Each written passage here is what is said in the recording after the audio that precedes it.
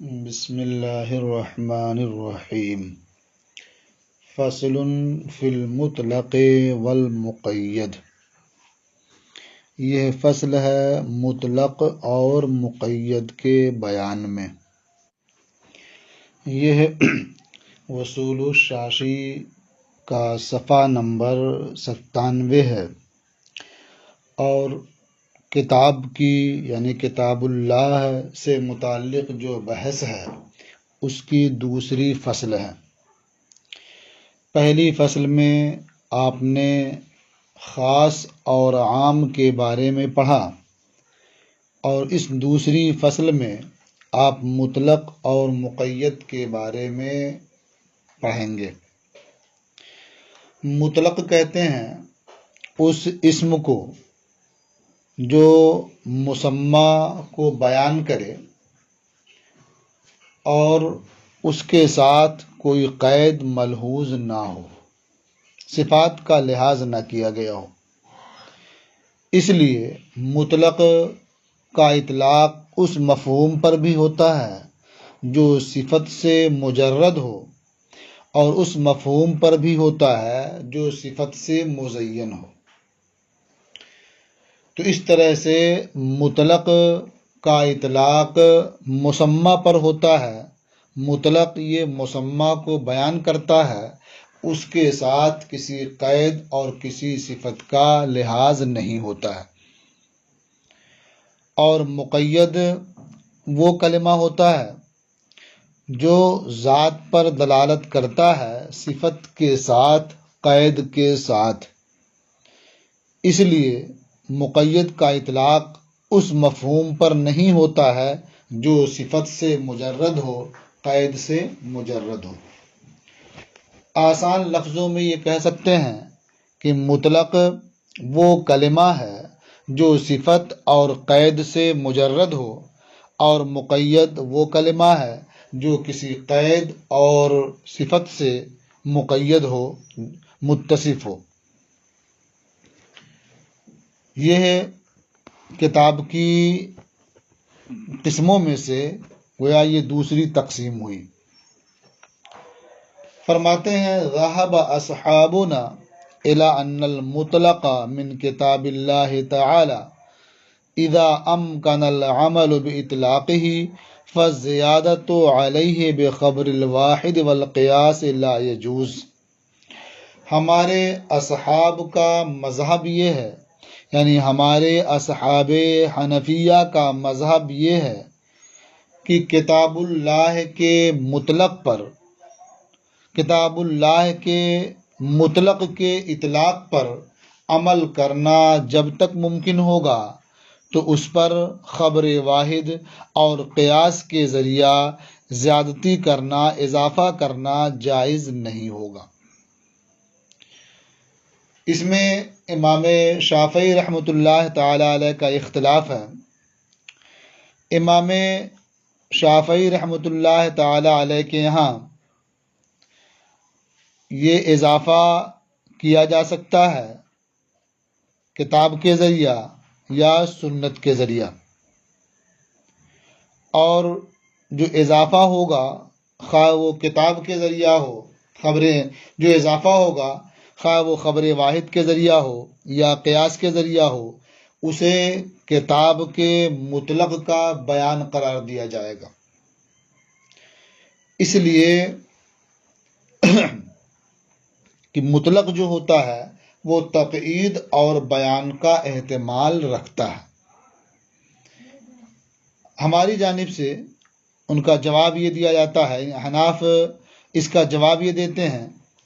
کہ مطلق یہ بیان کا احتمال نہیں رکھتا ہے، اس لیے کہ بیان اس بات کا متقاضی ہے کہ اس سے پہلے اجمال ہو، اور مطلق میں اجمال نہیں ہوتا ہے، اس لیے کہ بیان جسے آپ کہہ رہے ہیں اس سے پہلے بھی مطلق پر عمل کرنا ممکن ہوتا ہے، اور جو مجمل ہوتا ہے اس پر بیان سے پہلے عمل کرنا ممکن نہیں ہوتا ہے۔ لہٰذا جب یہ مطلق ہے یہ بیان کا احتمال نہیں رکھتا ہے، اس میں اجمال نہیں ہوتا ہے، تو اب خبر واحد یا قیاس کے ذریعہ جو اضافہ ہوگا اسے اس مطلق کا بیان نہیں کہا جا سکتا۔ تو ہمارے اصحاب حنفیہ کا مذہب یہ ہے کہ کتاب اللہ تعالی کا مطلق جب تک اس کے اطلاق پر عمل کرنا ممکن ہوگا تو خبر واحد اور قیاس کے ذریعہ اس پر اضافہ کرنا، اسے مقید کرنا، یہ جائز نہیں ہوگا۔ اب اس میں امام شافعی رحمۃ اللہ علیہ کا اختلاف ہے، وہ آپ سن چکے کہ ان کے یہاں کتاب اللہ کے مطلق پر خبر واحد یا قیاس کے ذریعہ اضافہ کیا جا سکتا ہے، اور جو اضافہ ہوگا اسے یہ کہا جائے گا کہ یہ مطلق کا، جو کتاب اللہ کا جو مطلق ہے یہ اس کا بیان ہے۔ مثالہ فی قولہ تعالی فاغسلوا وجوہکم، اس کی مثال یعنی کتاب اللہ کے مطلق کی ایک مثال اللہ رب العزت کا یہ ارشاد ہے، اس ارشاد میں فاغسلوا وجوہکم یعنی فاغسلوا وجوہکم میں یہ غسل ہے۔ فرماتے ہیں فالمأمور بہ هو الغسل علی الاطلاق، یعنی فاغسلوا وجوہکم کہ تم اپنے چہرے دھلو، اس میں معمور بہی یعنی جس چیز کا حکم دیا گیا ہے وہ غسل علی الاطلاق ہے، یعنی مطلقاً چہرے دھونے کا حکم دیا گیا ہے۔ فلا یزاد علیہ شرط النیت والترتیب والموالات والتسمیت، تو غسل پر نیت اور ترتیب اور موالات اور تسمیہ کی شرط کا اضافہ نہیں کیا جائے گا، غسل کے ساتھ ان چیزوں کی قید نہیں لگائی جائے گی۔ ترتیب کا مطلب کیا ہے کہ جس طرح سے نیت کے بارے میں تو آپ جانتے ہیں دل کے ارادے کا نام ہے، ترتیب کا مطلب یہ ہے کہ قرآن کریم میں جس طرح سے بیان کیا گیا فَغْسِلُوا وُجُوهَكُمْ، تو پہلے چہرے کا دھلنا ہو، اور اس کے بعد ہاتھوں کا دھلنا ہو، پھر اس کے بعد سر کا مسح کرنا ہو، پھر اس کے بعد پاؤں دھلنا ہو، تو یہ ترتیب کی شرط لگانا۔ اور موالات کا مطلب ہوتا ہے کہ اعضاء کو پے در پے دھلنا، یعنی ایک عضو دھل لیا، اب اس کے خشک ہونے سے پہلے دوسرا عضو دھلا جائے، پھر اس کے بعد تیسرا عضو دھلا جائے یا مسح کیا جائے یا چوتھا دھلا جائے، پھر اس طرح سے موالات یعنی لگاتار ہونا، پے در پے ہونا۔ اور تسمیہ یعنی بسم اللہ شریف سے وضو کا آغاز کرنا۔ تو اب اللہ تعالیٰ کے اس ارشاد فَغْسِلُوا وَجُوهَكُم میں معمور بہی یا جس کا حکم دیا گیا ہے وہ غسل علی الاطلاق ہے، یعنی مطلقاً دھونے کا حکم دیا گیا ہے، اس کے ساتھ کوئی قید اور کوئی شرط نہیں ہے۔ لہٰذا ہر خبر واحد کی بنیاد پر نیت کی شرط نہیں لگائی جائے گی اور نہ ہی وضو میں ترتیب کی شرط ہوگی۔ یہ نیت اور ترتیب یہ دونوں چیزیں امام شافعی رحمۃ اللہ علیہ کے نزدیک شرط ہیں۔ وہ فرماتے ہیں کہ حدیث شریف میں ہے انما الاعمال بالنیات وانما لکل امرئ ما نوی، یعنی اعمال کا مدار نیتوں پر ہے اور ہر مرد کے لیے وہی ہے جس کی اس نے نیت کی۔ فمن کانت ہجرتہ الی اللہ ورسولہ فہجرتہ الی اللہ ورسولہ، تو جس کی ہجرت اللہ اور اس کے رسول کی جانب ہے تو یقیناً اس کی ہجرت اللہ اور رسول ہی کی طرف ہے، یعنی جس نے اللہ اور رسول کو راضی کرنے کے لیے ہجرت کی ہے تو بلا شبہ اس کی ہجرت اللہ اور رسول کی طرف ہوئی۔ ومن کانت ہجرتہ الی دنیا یصیبها او امرأۃ ینکحها فہجرتہ الی ما ہاجر الیہ، اور جس کی ہجرت دنیا پانے کے لیے ہے یا عورت سے نکاح کرنے کے لیے ہے تو یقیناً اس کی ہجرت اسی طرف ہے جس کے لیے اس نے ہجرت کی ہے۔ تو اس سے معلوم ہوا کہ اعمال کا مدار نیتوں پر ہے۔ وضو بھی ایک عمل ہے، جب تک نیت نہیں ہوگی وضو نہیں ہوگا۔ اسی طرح سے امام شافعی رحمۃ اللہ علیہ نے ترتیب کی شرط لگائی ہے، چونکہ حدیث شریف میں ہے کہ ھذا وضوء لا يقبل اللہ الصلاۃ الا بہ، یعنی ایک صحابی نے یا وضو کیا اور فرمایا کہ اس طرح سے اللہ کے رسول صلی اللہ تعالی علیہ وسلم وضو فرمایا کرتے تھے، اور اس کے بارے میں یہ ہے کہ یہ ایسا وضو ہے جس کے بغیر اللہ تعالی نماز قبول نہیں فرماتا ہے، اور وضو وہ مرتب تھا، یعنی جس ترتیب سے کتاب اللہ میں ذکر ہے اسی ترتیب سے وضو تھا، اور اسی کے بارے میں یہ فرمایا گیا کہ یہ ایسا وضو ہے جس کے بغیر اللہ نماز قبول نہیں فرماتا ہے۔ تو اس سے سمجھ میں آتا ہے کہ ترتیب بھی وضو میں شرط ہے۔ تو ان دونوں چیزوں کی شرط امام شافعی رحمۃ اللہ علیہ نے لگائی ہے، اور ہمارے نزدیک یہ دو چیزیں شرط نہیں ہیں، بغیر نیت کے بھی وضو ہو جاتا ہے اور بغیر ترتیب کے بھی وضو ہو جاتا ہے۔ یہ اور بات ہے کہ نیت بھی ہو اور ترتیب بھی ہو تو یہ بہتر ہے۔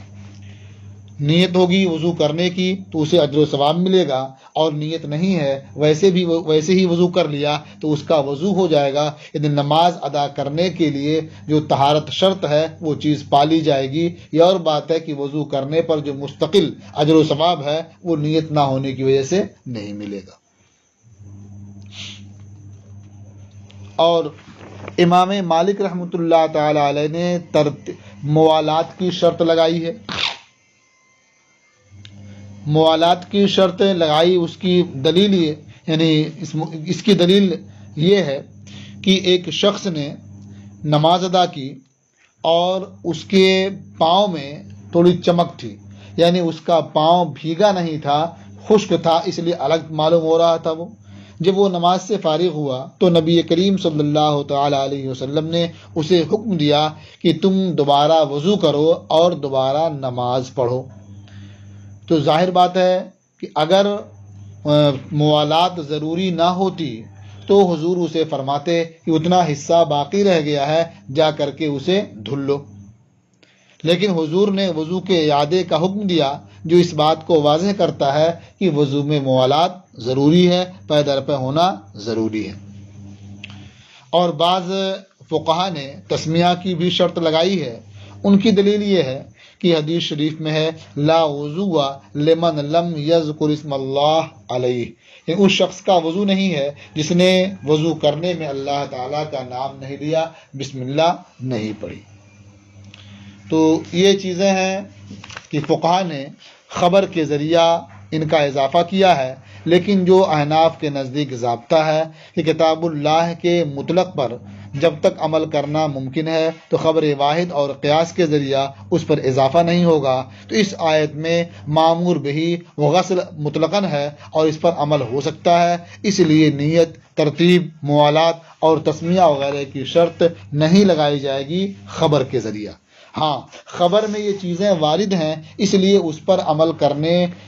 کیا جائے گا وہ اس طور پر کہ کتاب اللہ کے حکم میں کسی طرح کی کوئی تبدیلی نہ ہونے پائے۔ تو پھر یہ کہا جائے گا کہ غسل مطلق یہ کتاب اللہ کی روح سے فرض ہے، اور نیت یہ خبر کی روح سے سنت ہے۔ تو اب یہ جو نیت ایک کا ذکر کر دیا گیا ہے، باقی ترتیب، موالات، تسمیہ یہ سب اسی میں آ جائیں گے، یعنی یہ ساری چیزیں خبر کی روح سے سنت ہیں، اور مطلقاً دھلنا یہ کتاب کی روح سے فرض ہے۔ ولیکن یعمل بالخبر علی وجہ لا یتغیر بہ حکم الکتاب، لیکن خبر پر عمل کیا جائے گا ایسے طریقے پر کہ جس سے کتاب کا حکم نہ بدلے۔ تو کہا جائے گا کہ غسل مطلق یہ فرض ہے کتاب کی روح سے، اور نیت یہ سنت ہے خبر کی روح سے۔ یہ ایک مثال ہوئی مطلق کی۔ ایک دوسری مثال پیش فرماتے ہیں،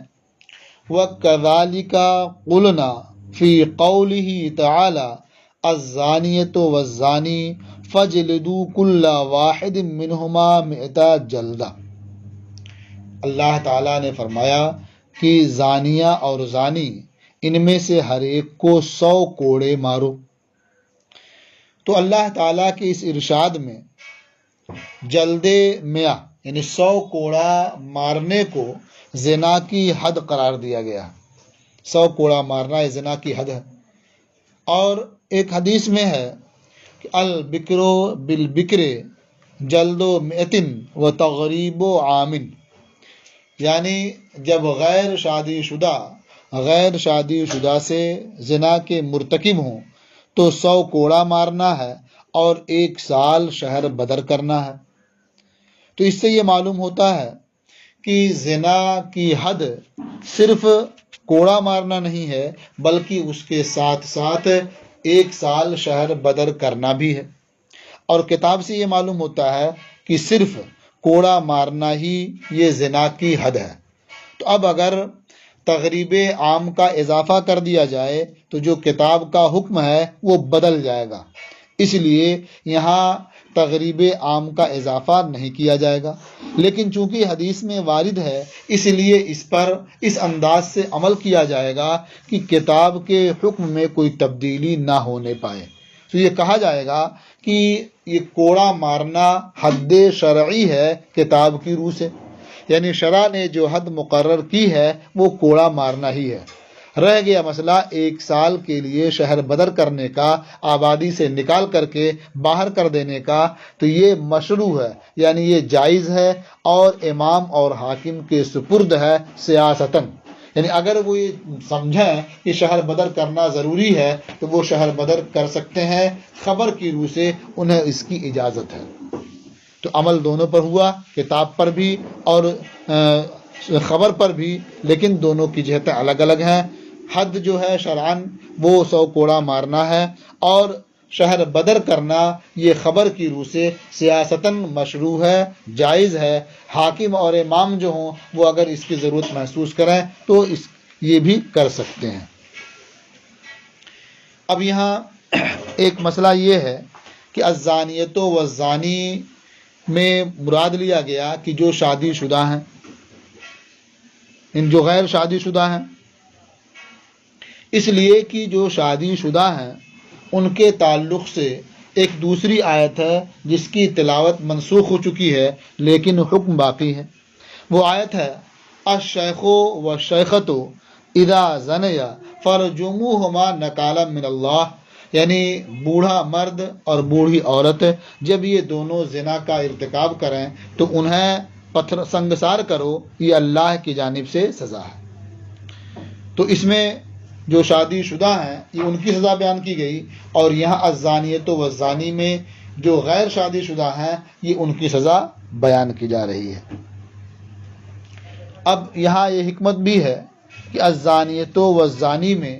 زانیہ کو پہلے ذکر کیا گیا اور زانی کو بعد میں، اس لیے کہ زنا کا جو سبب ہوتا ہے یہ شہوت ہوتی ہے،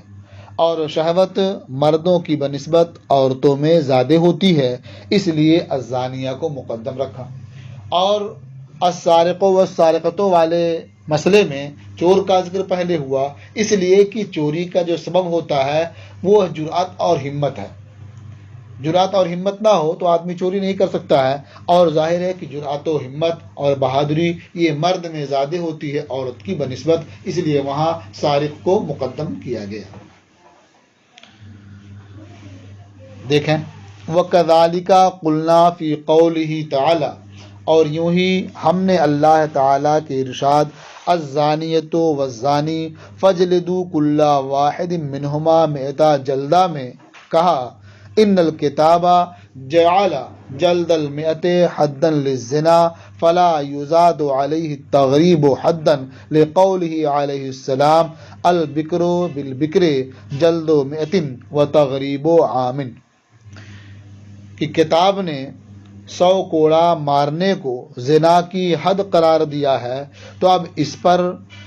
حد کے طور پر شہر بدر کرنے کا اضافہ نہیں کیا جائے گا، نبی کریم علیہ السلام کے اس ارشاد کی وجہ سے کہ البکر بالبکر جلد مئت و تغریب عام، کہ جب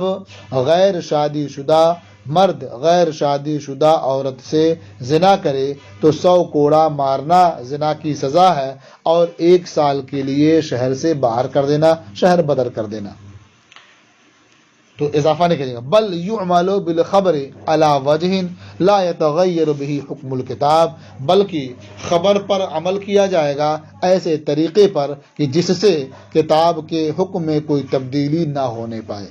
فیکون الجلد حدا شرعیہ، تو کوڑا مارنا یہ شرعی حد ہوگی کتاب کی روح سے، والتغریب مشروعا سیاستاً بحکم الخبر، اور شہر بدر کرنا یہ مشروع ہوگا سیاستاً خبر کی روح سے، یعنی یہ امام اور حاکم کے سپرد ہوگا۔ اگر وہ شہر بدر کرنا مناسب سمجھتے ہیں، یہ ضروری سمجھتے ہیں، تو اسے شہر بدر بھی کر سکتے ہیں۔ یہ مطلق کی دو مثالیں ہوئیں۔ ایک مثال آپ اور سماعت کر لیں۔ فرماتے ہیں وَكَذَلِكَ قَوْلُهُ تَعَالَى وَلْيَطَّوَّفُوا بِالْبَيْتِ الْعَتِيقِ، اور یوں ہی اللہ تعالیٰ کا ارشاد کہ انہیں خانہ کعبہ کا طواف کرنا چاہیے،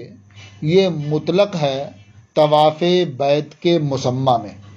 یعنی طواف کا مطلقاً حکم دیا گیا ہے۔ تو طواف نام ہے چکر لگانے کا، طواف بیت نام ہوا خانہ کعبہ کے گرد چکر لگانے کا۔ تو یہ آیت مطلق ہے، اس میں جو حکم دیا گیا ہے وہ صرف چکر لگانے کا حکم دیا گیا ہے خانہ کعبہ کے گرد۔ اب اس پر وضو کی شرط کا اضافہ کرنا یہ کتاب اللہ پر اضافہ ہوگا، زیادتی ہوگی، اس لیے اس پر اضافہ نہیں کیا جائے گا، بلکہ جو وضو کا حکم سمجھا جاتا ہے حدیث شریف سے، مثلا اللہ کے رسول صلی اللہ تعالی علیہ وسلم کا ارشاد ہے کہ الطواف بالبیت صلاۃ، خانہ کعبہ کا طواف کرنا یہ نماز ہے۔ تو ظاہر ہے جس طرح سے نماز میں طہارت ضروری ہے، اسی طرح سے خانہ کعبہ کا طواف کرنے میں بھی طہارت ضروری ہوگی۔ آگے ارشاد فرمایا الا ان اللہ احل فیہ نطقا فمن نطقا فیہ فلا ینطق الا بخیر، مگر یہ کہ اللہ نے طواف میں نطق کو حلال قرار دیا ہے، یعنی بولنے کو مباح کیا ہے، تو جو طواف کی حالت میں بولے تو وہ اچھی بات ہی بولے، بھلی بات ہی بولے۔ تو معلوم ہوا کہ طواف خانہ کعبہ یہ نماز ہی کی طرح سے ہے، بس فرق یہ ہے کہ نماز کے ارکان دوسرے ہیں، نماز میں بولنا یہ منع ہے اور طواف میں بولنا یہ منع نہیں ہے، بات کرنا یہ جائز ہے۔ تو نماز میں طہارت یہ ضروری ہے، طواف میں بھی طہارت ضروری ہوگی۔ لیکن اگر طواف میں طہارت کو ضروری قرار دے دیا جائے، اس کا اضافہ کر دیا جائے، تو جو کتاب کا مطلق ہے وہ باقی نہیں رہ جائے گا۔ اس لیے اس پر جو خبر میں وارد اس پر عمل کرنے کی صورت یہ ہوگی کہ جو کتاب کی روح سے مطلق طواف یہ فرض ہے اور خبر کی روح سے وضو کرنا یہ واجب ہے۔ تو اب اگر کسی نے بغیر وضو کے طواف کر لیا تو ظاہر ہے کہ وضو کرنا واجب تھا، وہ ترک ہوا، اب اس کی وجہ سے جو کمی پیدا ہوئی وہ دم دے کر کے پوری کی جا سکتی ہے۔ اور اگر وضو کو مطلقاً طواف کے لیے شرط قرار دے دیں، اس کا حصہ مانیں، تو پھر سرے سے طواف ہوگا ہی نہیں، اور وہ فرض ساقط ہو جائے تو اس کے لیے اس طرح سے جو واجب کے سقوط پر دم ہے اس سے تلافی اس کی نہیں ہو سکتی۔ تو اب بغیر وضو کے طواف کر لیا کسی نے تو ایک بکری ذبح کر دے اس کے بدلے۔ فرماتے ہیں وَكَذَلِكَ قَوْلُهُ تَعَالَى، اور یوں ہی اللہ تعالیٰ کا ارشاد وَلْيَطَّوَّفُوا بِالْبَيْتِ الْعَتِيقِ، اور انہیں خانہ کعبہ کا طواف کرنا چاہیے، یعنی حج میں یہ طواف زیارت ہے جو فرض ہے۔ مطلق فی مسمى الطواف بالبیت، یہ قول طواف بیت کے مسمى میں معنی میں مطلق ہے۔ فلا یزاد علیہ شرط الوضوء بالخبر، تو اب اس پر خبر کے ذریعہ وضو کی شرط کا اضافہ نہیں کیا جائے گا، بل یعمل به علی وجہ لا یتغیر به حکم الکتاب، بلکہ خبر پر عمل کیا جائے گا ایسے طریقے پر کہ جس سے کتاب کا حکم نہ بدلے، بأن یکون مطلق الطواف فرضا بحکم الکتاب، اس طور پر کہ مطلق طواف یہ فرض ہوگا کتاب کی روح سے، والوضوء واجبا بحکم الخبر، اور وضو واجب ہو خبر کی روح سے۔ فیجبر النقصان اللازم بترک الوضوء الواجب بالدم، تو وضوء واجب کے ترک سے لازم آنے والے کمی کی تلافی ہوگی دم کے ذریعہ، اسے پورا کیا جائے گا دم دے کر کے، یعنی ایک بکری ذبح کر کے۔ اب اس کے بعد ایک اور مثال یہ پیش کرتے ہیں، پھر اس پر کچھ احکام بیان فرماتے ہیں جو انشاءاللہ آپ کل سماعت فرمائیں گے۔